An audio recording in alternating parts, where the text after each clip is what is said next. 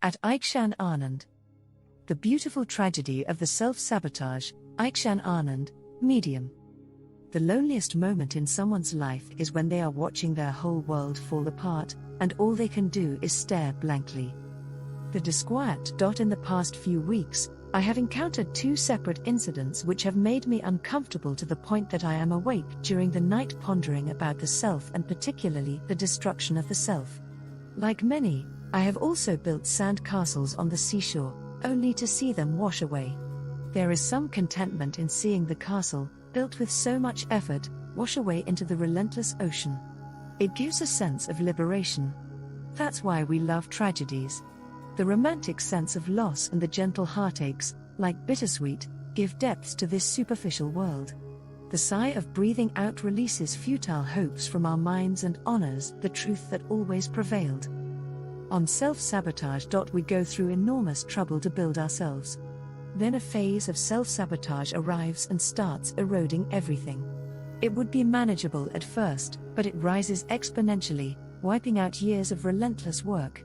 This behavior of self-destruction entombs the promises of the future in the could have and would have been possibilities. I have seen this many times. Sometimes, I wonder, why are people so relentless in destroying themselves? Narcissism and paranoia. The first incident involved a popular YouTuber who built his career on self-help, motivation, and pop philosophy. He set up a team. Then, for many years, obsessively contenting and collaborating to amass a sizable following. In the beginning, he catered to serious content. His noble intentions were later watered down as he added more drama and pop content to his channel to cater to the larger population and content demands. Indulging in reactions and controversies, he often prioritized and catered to the audience's demands over his intentions. Lately, in one freak incident, he managed to sabotage his image, which would have a lasting impact on the years of work he and his group have put in. There are many pious and penitent YouTubers. When their masks fall off, the reality is often dark and ugly. His desire for followers and success clashed with his desire to make a lasting social impact. The cognitive dissonance paved the way for paranoia and narcissism. Sometimes it's hard to differentiate between narcissism and paranoia. Either narcissism or paranoia or both has set in, and this wave of self-sabotage now jeopardizes the purpose he once promised.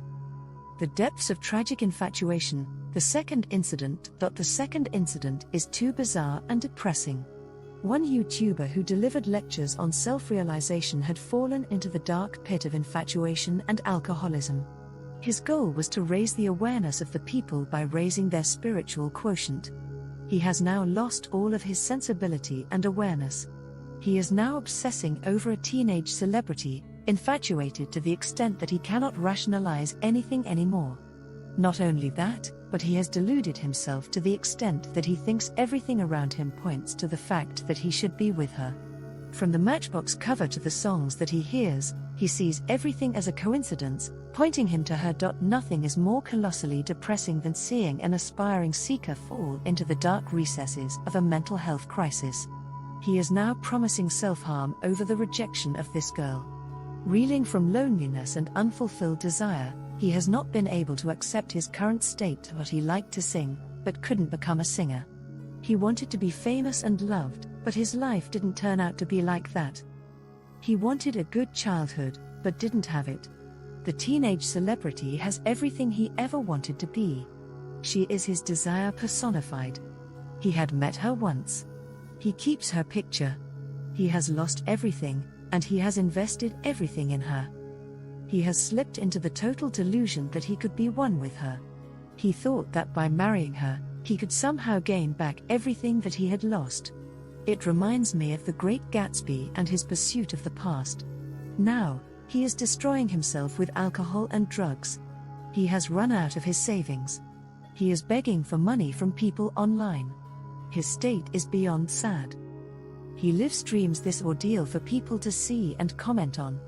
It is disturbing. The honesty of a tragedy. The beauty of a tragedy is its honesty. People lie about themselves to others. People lie to themselves. But a tragedy cleanses all lies. The wave of truth destroys false castles made in the sand to appease themselves and the crowd. The tragedy is relentless. The destruction humbles us. It aches our hearts and grounds us. Self-sabotage happens because the inner conscience cannot be lied to. It is the great unknown known. Every lie builds pressure, and one day, bursting at the seams, it engulfs and takes over the mind. I don't know what will happen now. If they survive this, it will change them forever. Self-sabotage is an act of eliminating the contradiction between the heart and the mind. No matter what the cost is, it will happen. Inner witnesses know of no external costs. Others will point a finger at them and throw stones at them. But the ambition of human beings to be something more is remarkable. The human conscience is remarkable. So is its effect on human beings. As I ponder, I can only wonder at the beautiful tragedy of the destruction of the self. You can follow me on Medium Ikshan Anand and on Twitter at Ikshan Anand.